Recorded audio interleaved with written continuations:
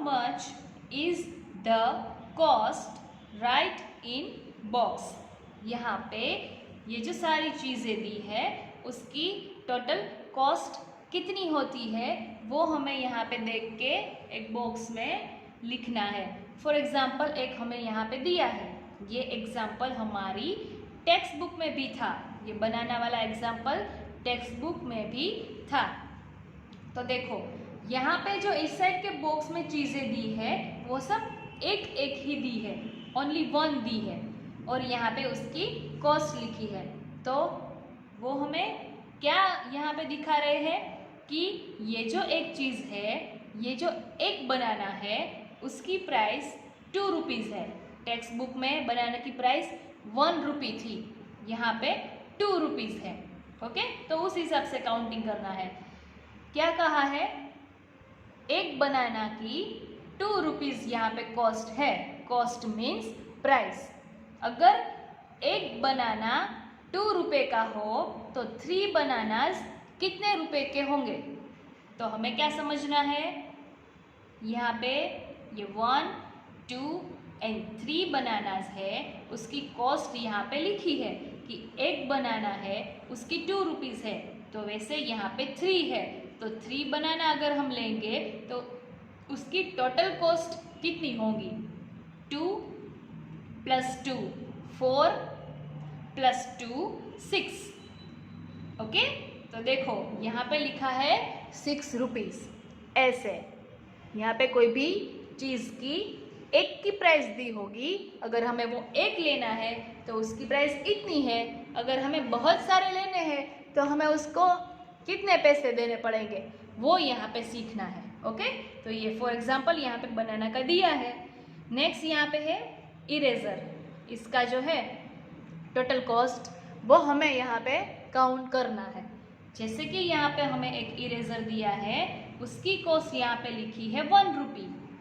यहाँ पे लिखा है इरेज़र की प्राइस 1 रुपी ओनली।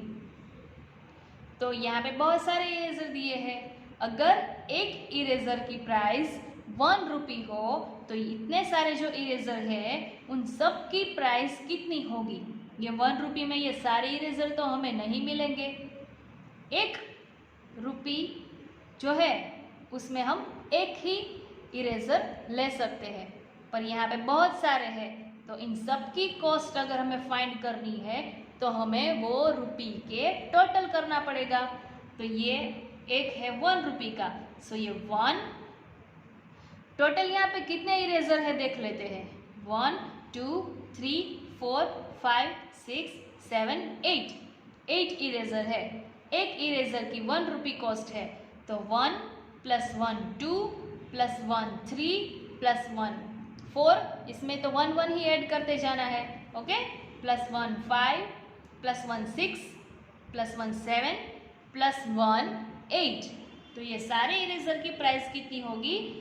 8 रुपीज़। तो हमें यहाँ पे पूरा लिखना है 8 रुपीज़। ओके, इजी ही है ये भी, 8 रुपीज़।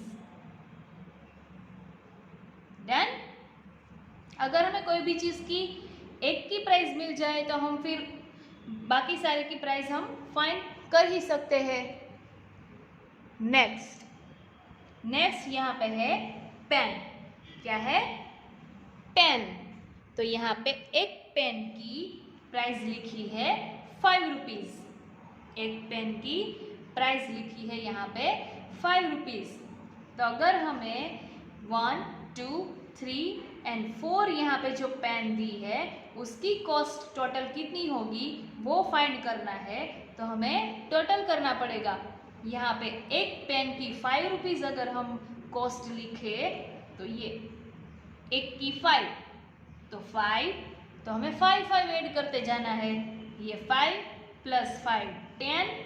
मैंने आपको बताया था कि 5 की काउंटिंग आपको इजीली आनी ही चाहिए। 5 + 5 10 + 5 15 + 5 20।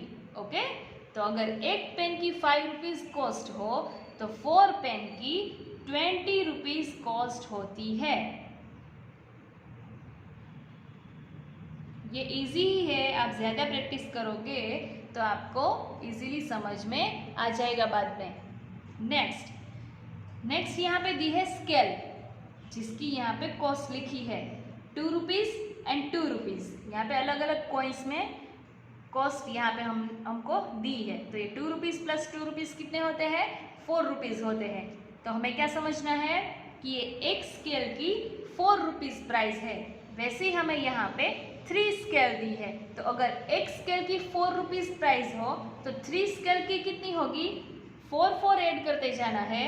4 प्लस 4 कितने होते हैं? 8 होते हैं। ये आपको अब काउंटिंग आ जाना चाहिए। ओके, 4 प्लस 4 8 होते हैं, प्लस उसमें 4 ऐड करें तो कितने होते हैं? 12। अगर आपको ऐसे ना आए तो आप यहाँ पे लिख के 4 लिख के फिर लाइन्स करके ऐसे भी आप काउंटिंग कर सकते हो, पर आ ही जाना चाहिए। 4 में 4 ऐड करो तो 8 ही होते हैं, वो आपको फिर समझ लेना है। Okay, 4 plus 4 8 plus 4 12। सो ये टोटल प्राइस हुई यहाँ पे 12 रुपीज़। तो हम यहाँ पे लिखेंगे 12 रुपीज़। डन। नेक्स्ट यहाँ पे दी है पेंसिल। ओके, पेंसिल दी है जिसकी कॉस्ट यहाँ पे लिखी है, ये 1 रुपी का कॉइन है और ये 2 रुपीज़ का कॉइन है। तो 2 प्लस 1 3 होते हैं। तो हमें क्या समझना है कि ये एक पेंसिल की 3 रुपीज़ कॉस्ट होगी। वैसे यहाँ पे कितनी है? 1 2 3 4 एंड 5। तो ये 5 पेंसिल अगर है तो उन सब की कॉस्ट टोटल कितनी होगी? यहाँ पे एक पेंसिल की 3 है, सो हमें 3 ऐड करते जाना है। 3 plus 3 6, okay, plus 3 9, plus 3 12, plus 3 15। अगर आपको ऐसे ना आए तो आप यहाँ पे 3 ऐसे लिख के लाइंस करके या ऐसे फिंगर से ऐसे काउंटिंग कर सकते हो। तो ये टोटल कितनी हुई यहाँ पे कॉस्ट? 15। ओके, सो हम यहाँ पे लिखेंगे 15 rupees. Done.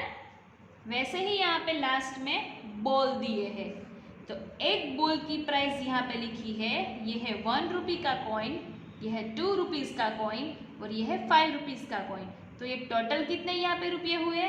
1 plus 2 3 plus 2 5, sorry 3 plus 5 8, 1 plus 2 3 plus 5 8। तो ये एक बॉल की प्राइस 8 रुपीज़ हमें समझनी है।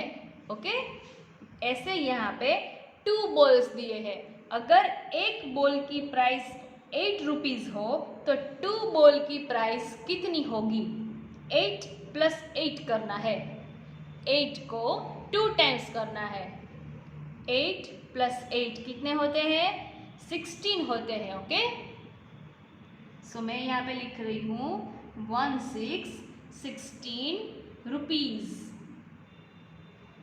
डन। आपको घर पे ऐसे अलग चीज़ें लेके प्रैक्टिस करनी हो, कोई भी एक चीज़ लेनी है, फिर उसकी एक कॉस्ट फिक्स करनी है कि इसकी 5 रुपी 10 रुपी 20 रुपी, फिर ऐसी बहुत सारी लेके चीज़ें उसकी काउंटिंग करनी है और टोटल रुपीज़ कितने होते हैं वो देखना है। ओके, तो यहाँ पे हमने क्या किया? How much is the cost, एक जो चीज़ दी थी उसकी कॉस्ट हमें यहाँ पे दे दी थी, फिर बाकी की हमने फाइंड की। टोटल कॉस्ट अगर एक से ज़्यादा हो तो कितनी कॉस्ट होती है वो हमने यहाँ पे किया।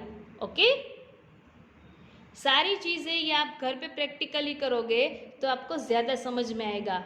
कोई भी चीज़ अगर आप सीख के घर पे प्रैक्टिकली करोगे तो आपको वो ज़्यादा माइंड में बैठेगा। ये तो आपको सीखना ज़रूरी है। कहीं पे भी आप कोई भी चीज़ें लेने जाओ, अगर आपको उतने रुपीज़ कितने होते हैं वो आपको पता ही नहीं है तो कैसे चलेगा? तो इसमें से वो सीखना है। कोई भी चीज़ अगर आप खरीदने जाओ तो वो 1 लो 2 3 जितनी भी लो, तो वो हमें एक की प्राइस बताए तो हम वो चीज़ हम 2-3 ले तो हम उसको कितने पैसे देंगे वो हमें आना चाहिए। काउंटिंग करना आना चाहिए, वो ऐड करना आना चाहिए, टोटल कितने रुपीज़ होते हैं वो हमें आना चाहिए। ओके।